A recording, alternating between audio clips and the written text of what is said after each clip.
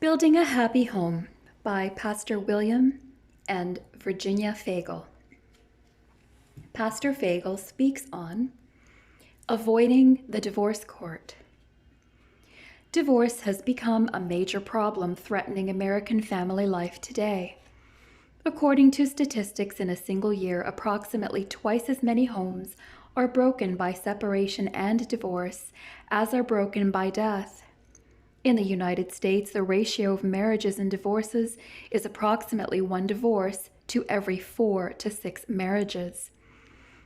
When one breaks down cold statistics and thinks in terms of the feelings of sensitive people, the situation might seem overwhelming. In a recent 10-year period in America, no fewer than 8 million persons were divorced.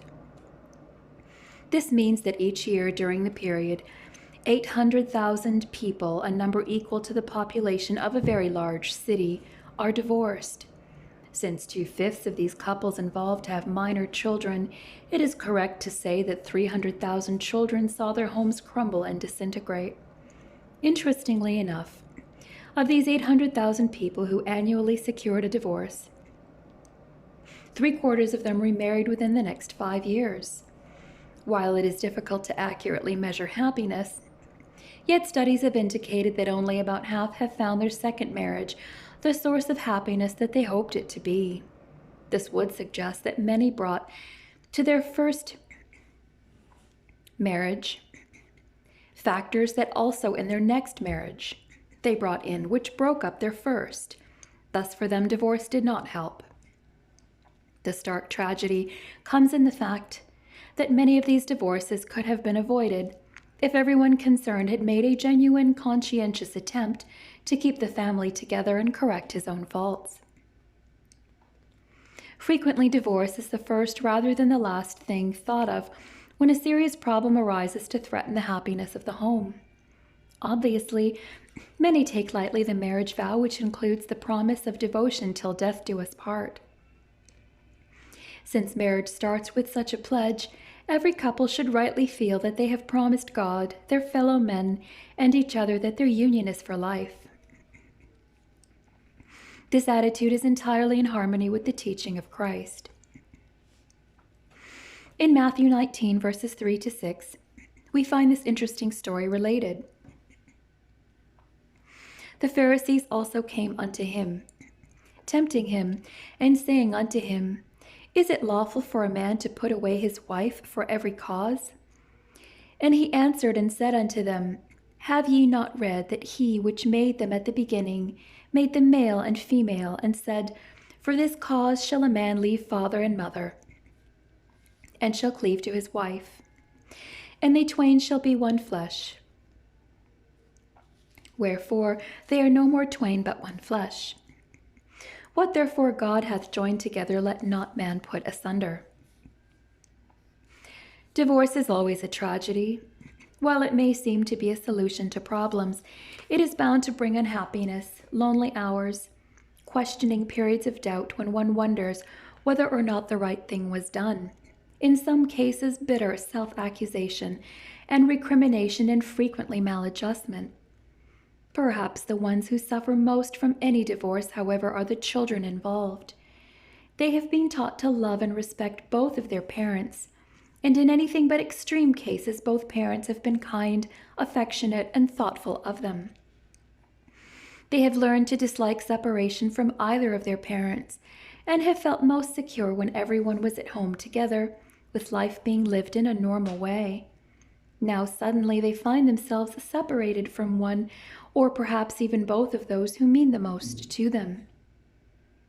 Thus their world crumbles beneath and around them. Each parent may now attempt to poison the children's minds against the other one, with the result that confusion, divided loyalty, and frustration frequently develop. The home, which up to now had been the foundation of their lives, has disintegrated. Often in later life, these children develop resentments towards one or both of their parents, feeling that because of their unreasonableness with each other, they robbed them of the happiness which was their just due. It has been well substantiated that an amazingly large number of truly delinquent children come from broken homes. Divorce and delinquency are thus close friends. Parents who love their children enough to want to see them grow up to take responsible positions in society would do well to attempt to get along with each other for their children's sake, if for no other reason. A day spent in juvenile court watching a procession of youngsters under 16 being brought before the judge revealed quickly to me, very quickly, the awful consequences of broken homes.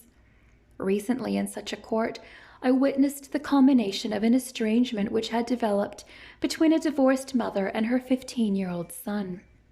Resentments had smoldered between them for years and now had developed into unmeasurable and frightening hatreds.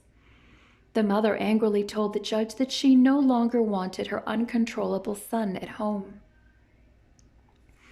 The son glumly asserted that he no longer wished to stay at home and in fact had already run away.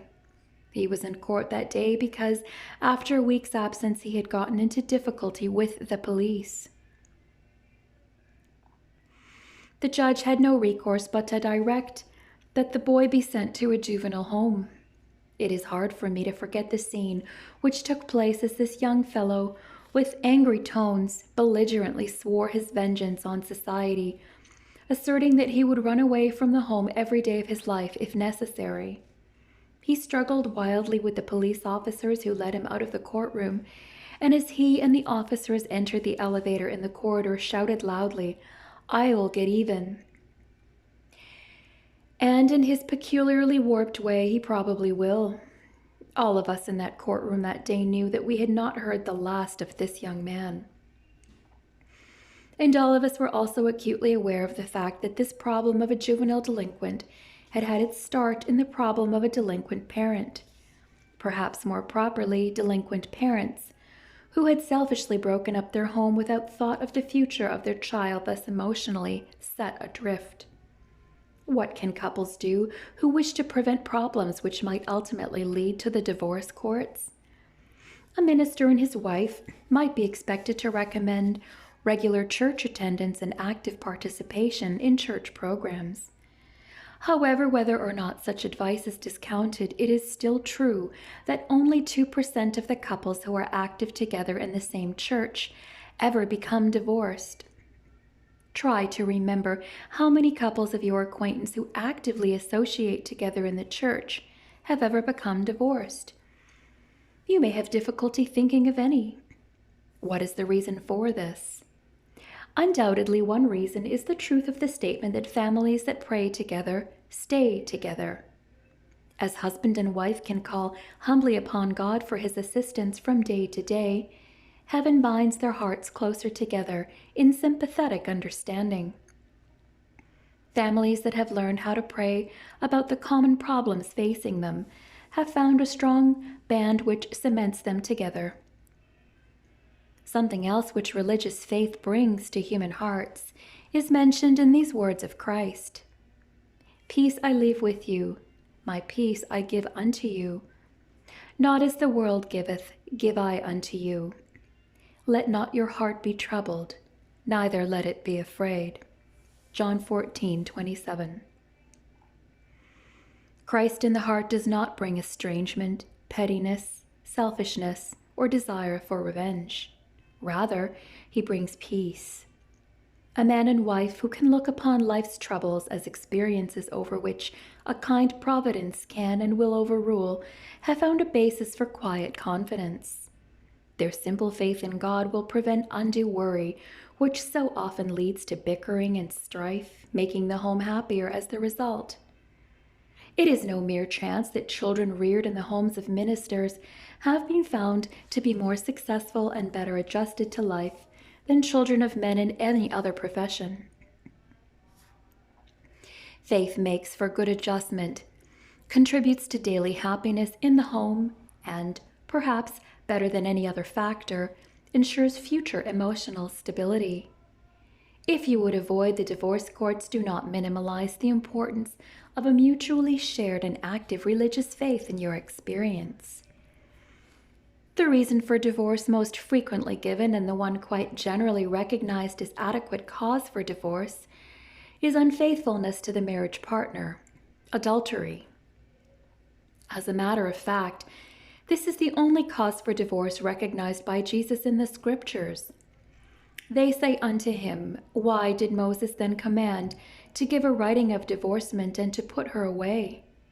He saith unto them, Moses, because of the hardness of your hearts, suffered you to put away your wives. But from the beginning it was not so. And I say unto you, whosoever shall put away his wife, except it be for fornication, and shall marry another, committeth adultery. And whoso marrieth her, which is put away, doth commit adultery. Matthew 19, verses 7 to 9.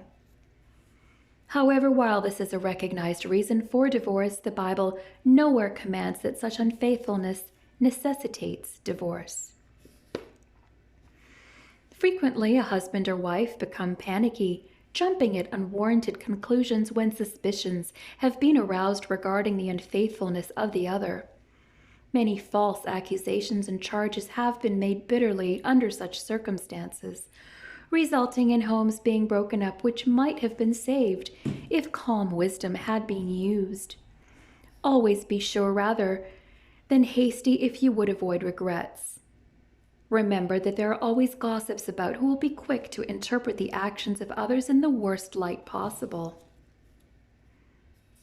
Seeming to gain joy out of conveying your suspicions to you, though they present the story in such a plausible way that their evidence seems conclusive, do not be quick to believe the worst.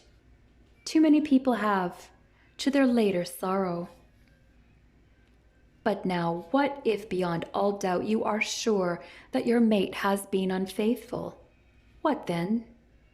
Even yet, it would be wise to weigh the situation carefully before deciding to break up your marriage. Of course, you are shocked and your pride is wounded. You cannot understand how your loved one could possibly have done anything like this. And the act certainly cannot be defended, for there is no real defense for any sin. However, the Apostle Paul gave good counsel in the words, Brethren, if a man be overtaken in a fault, ye which are spiritual, restore such a one in the spirit of meekness, considering thyself, lest thou also be tempted. Galatians 6, verse 1. Because we are human, we all make mistakes, some along one line and some another. Jesus' attitude towards the woman taken in adultery is the perfect example. The self-righteous man who dragged this unfortunate woman to Christ reminded him that their ancient law commanded that this iniquitous woman be stoned. Thinking to trap him, they asked what his counsel would be. Rather than reply, Jesus stooped and began to write in the sand. The oldest man, customarily the spokesman for the group, thinking that the master was ignoring both the censuring committee and the condemned one, stepped forward and tapped him on the shoulder, trying to bring him back to the immediate problem before them. However, as he did so, he saw that the master had lightly written the man's own sins in the sand. The spokesman, excusing himself on the basis of a previous appointment, left the group hastily, even as the shifting sands obliterated the written words.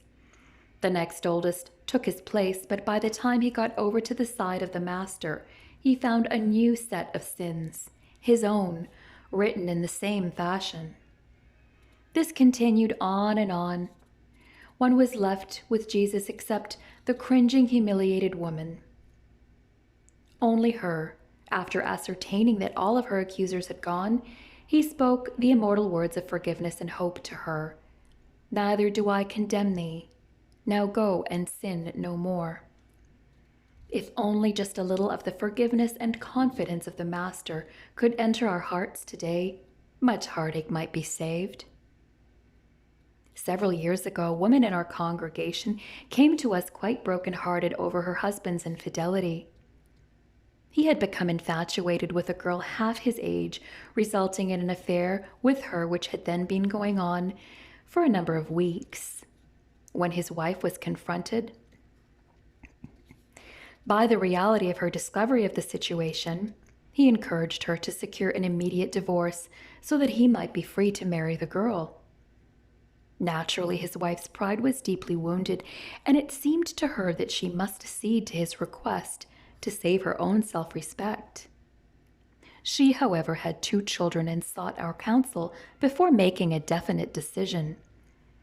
We suggested that even though she felt like divorcing him, that she refused to do so for the present, waiting to see how they both felt about the situation after a time of consideration. After some difficult weeks of consideration, the wife felt that for the children's sake she would like to keep the home together, no matter how much she was tempted to do otherwise. She therefore did her best to help her husband clarify his thinking. Her story ended much more happily than do some under similar circumstances. In time, her errant husband got his feet back on the ground, deeply repentant over the whole unfortunate experience. In the years which have followed, the children have become married adults with homes of their own, and husband and wife are still living happily together. The wife wisely had kept the situation to herself, sharing it only with us, whose help she desired, and as the result, even her friends and relatives knew nothing of the terrible ordeal through which she had passed. Had the story gotten around, reconciliation would have been difficult, if not impossible. A few years ago, a very much broken-up young man came to my office. His wife and he had been married and had spent 2 happy years together prior to his induction into the armed services. One area of disagreement, however, had been their difference in religious beliefs. During his absence overseas, his lonely wife one night went out on a double date with a girlfriend and proved to be an easy prey for an unscrupulous and designing young man. During the weeks that followed, remorse made her bitter to the extreme. Because it had been a double date, others knew what had happened that night. With genuine repentance, she sought and received God's forgiveness and began to think of what she might do to make her home a happier one upon her husband's return. She decided to conscientiously study her husband's religious faith to see whether or not there was in it for her what he had found. Astonishing though it was to her, she found his faith to be truly beautiful and satisfying and accepted it sincerely and wholeheartedly. When her husband returned, she did not know whether she ought to tell him of her unfortunate experience. She was delighted to have him home, and he was almost overwhelmed at the pleasant discovery that they now shared the same religious concepts and could talk freely of things which now meant a great deal to both of them. Time went on without her wanting to mar their new happiness by telling of her great mistake. Under ordinary circumstances, there is nothing wrong with such a decision, for it can be selfish to clear one's own conscience by imparting information which will bring heartache, sadness, and perhaps a lifetime of distrust. Because others knew of her unfaithfulness, the story finally reached him several years later, and a few days before our visit. Their children had been born since this experience had taken place. The years of their greatest happiness together were the years of the present, since her conversion and his return. His problem now was, should he divorce his wife? They had discussed the matter together, and she wisely was leaving the decision entirely with him. He told me without hesitancy that he loved his wife dearly and could not bear the thought of breaking up his home and separating her from either himself or their children. We encouraged him to believe that the attitude of forgiveness he felt in his heart was just the attitude that a wronged and disappointed God mercifully takes towards all of us sinners. We assured him that upon this attitude in him heaven would not frown. Her unfortunate act under unusual circumstances did not necessarily indicate any lack of love for him, and the remorse and repentance that were hers were ample assurance that she would not be victimized again. With tears of relief, he decided to give her the same forgiveness God had had to give him so many times on other matters. After having forgiven her and assured her of this forgiveness, we urged he should make it a point never to bring up the matter for discussion again, forgetting the entire matter as far as was humanly possible. We pointed out how very necessary it was that he treat her just as if it never happened. He resolved to do so and must have succeeded, for their lives have been apparently extremely happy ever since. Some couples feel that their marriage must have been a mistake and that they should separate because they quarrel constantly. If such an experience is yours, before thinking that divorce is the answer, set out upon a definite and positive program of discovering the causes of your quarrels and then try to avoid them. Irritability, frustrations, and tensions might combine disastrously with quick tempers, leading to frequent quarrels.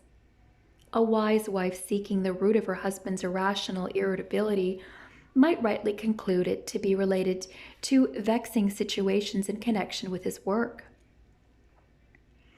An understanding and sympathetic wife can do much by talking over such problems with her husband in such discussions, giving him release from built-up resentments and thus making him more capable of seeing clearly a possible solution.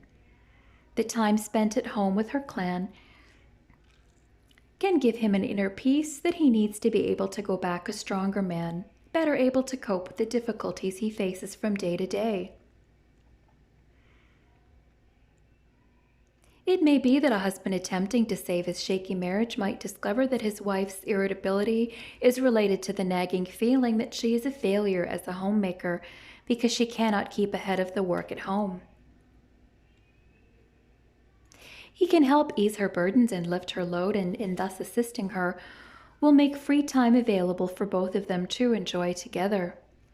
In a quarreling home, both should conclude that there must be some reason for these disagreements, and if husband and wife will sincerely look for the causes and try to find adequate solutions, they can generally be found.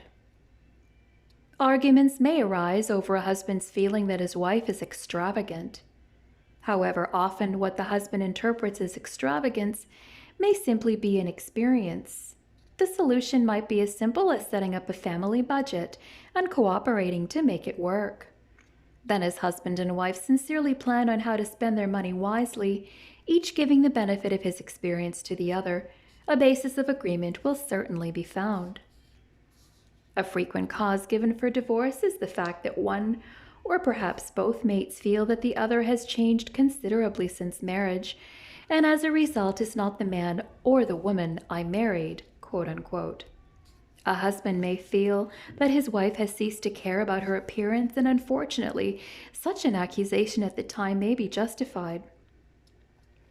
A wife would do well to remember that the interest she took to make herself as attractive as possible in her courtship days. Her husband wants to continue to feel proud of her, even as he did before their marriage. He wants to introduce her to his friends with no feeling of apology, and a wife wants to be able to feel the same way about the man she married. Sometimes a disappointed wife, considering divorce, complains that her husband has changed and is not the same man she married. Perhaps the difficulty really lies in the fact that she cannot accept the fact that the man who, prior to her marriage, treated her like a queen, not allowing her to lift a finger for herself, now seems to expect her to carry a heavy share of the load. The little courtesies very much in evidence prior to marriage may reappear but infrequently following marriage, and this is to be regretted. Yet, at the same time, marriage in its highest form is a partnership, and each partner should expect to carry his or her part of the burden. A couple who belonged to our church were separated each week as the husband traveled a good deal making contacts for his company. His time spent at home was limited to a short period over each weekend. His wife made it a habit to save for him the household duties about which she cared the least, and these consumed the major portion of his time at home. It was always his job to do the family washing, scrub the kitchen floor, beat the rugs, and clean the basement. Nothing was ever done to make his time at home pleasant for him. It was wholly spent in making life easier for the wife.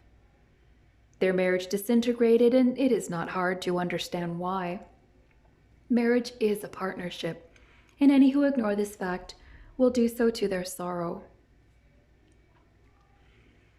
Interfering in-laws are frequently blamed for marital failure.